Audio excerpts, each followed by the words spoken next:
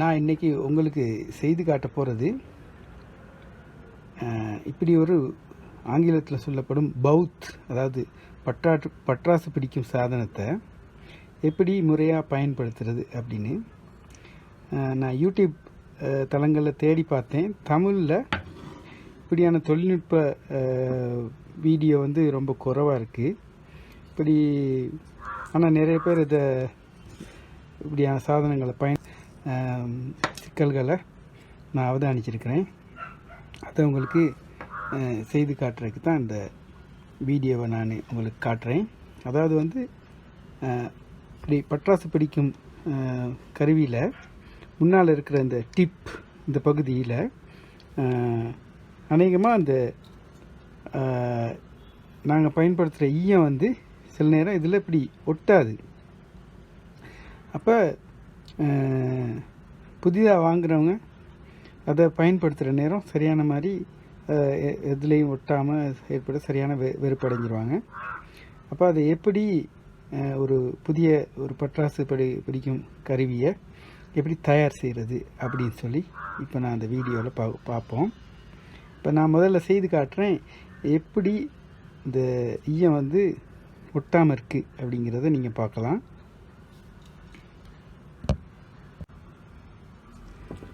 இப்போ பாருங்கள், இந்த பவுத் நல்லா வெப்பமாயிடுச்சு. ஆனாலும் இந்த ஈயம் வந்து இதில் ஒட்டாது.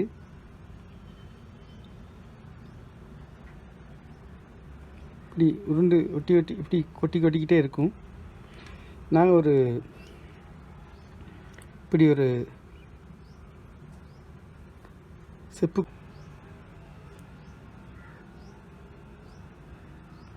ஒட்ட முடியாமல் இருக்கும். அதுக்கு காரணம் வந்து இதோட முனைப்பகுதி ஆக்சைடு ஆயிடுச்சு. அதனால் இப்போ ஈயம் வந்து என்ன செய்யாது, இதில் ஒட்டாது.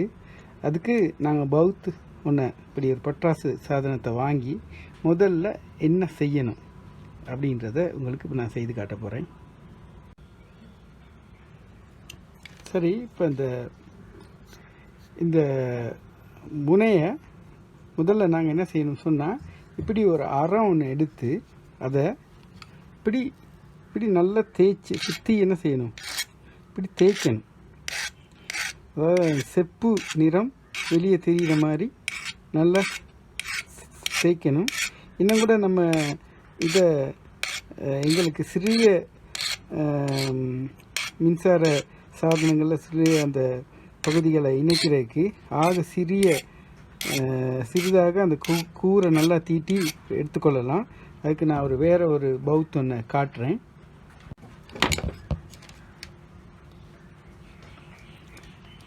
பாருங்க, நான் அப்படி தயாரிக்கப்பட்ட ஒரு பவுத் தான் இது.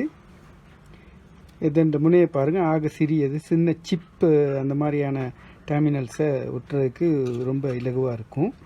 அந்த மாதிரி நாங்கள் அறத்தால் நன்கு அதை தேய்ச்சி கொள்ளலாம். இப்போ பார்த்தீங்கன்னா தெரியும், நான் அறத்தை பயன்படுத்தி நல்லா இப்படி அந்த செப்பு நிறம் வெளியே தெரிகிற மாதிரி நான் இதை நன்கு நல்லா தேய்ச்சி வச்சுருக்கிறேன். இதை இன்னும் கூட நீங்கள் கூராக தீட்டிக்கலாம். இப்போ அதனை தொடர்ந்து என்ன செய்வோன்னு பாருங்கள். நாங்கள் இந்த மாதிரி ஒரு ஈயத்துண்டு ஒன்று எடுத்து முதல்ல என்ன செய்யணும் சொன்னால், அதை இப்படி ஒரு கோயில் மாதிரி இப்படி சுற்றணும். படத்தில் காட்டின மாதிரி இந்த காற்று புகாத மாதிரி இதை நல்ல நெருக்கமாக ஈயத்தை சுற்றிட்டு நாங்கள் இப்போ இதை ப்ளக் பண்ணிட வேண்டியதுதான்.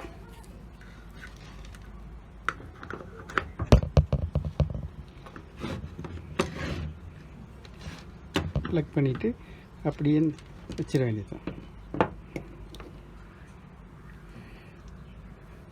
இப்போ கொஞ்ச நேரத்தில் இந்த ஈயம் உருகி அதில் ஒட்டிடும்.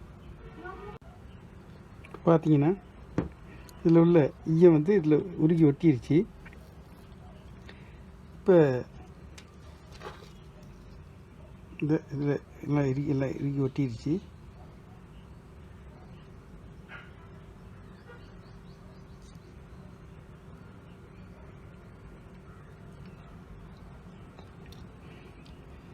இனி பட்டாசு பிடிக்கிறது சுலபமாக நாங்கள் எதையும் ஒட்டி பார்க்கலாம்.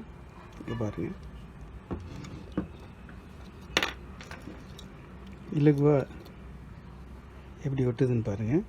இதில் நாங்கள் ஈயத்தை கொஞ்சம் எடுத்துக்கிட்டு இந்த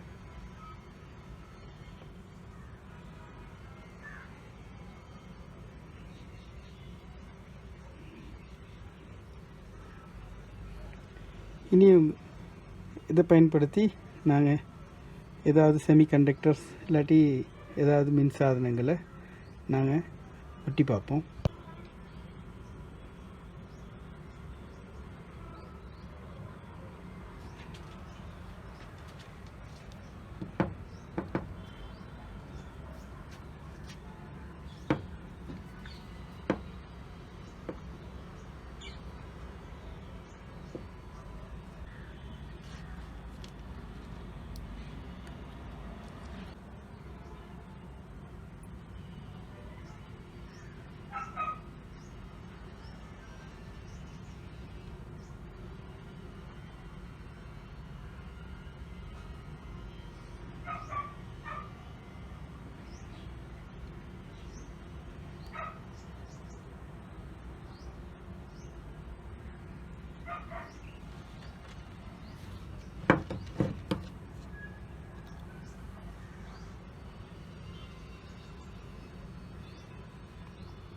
இப்படி உங்களுடைய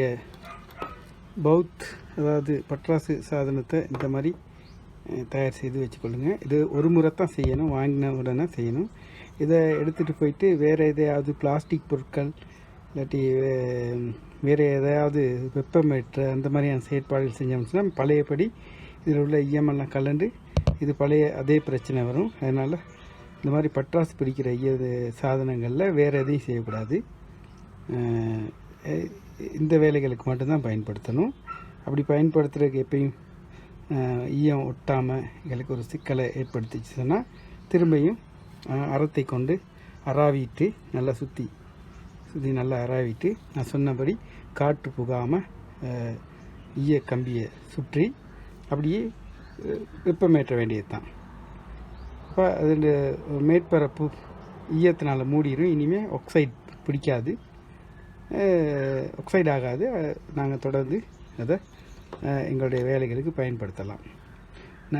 நன்றி, வணக்கம்.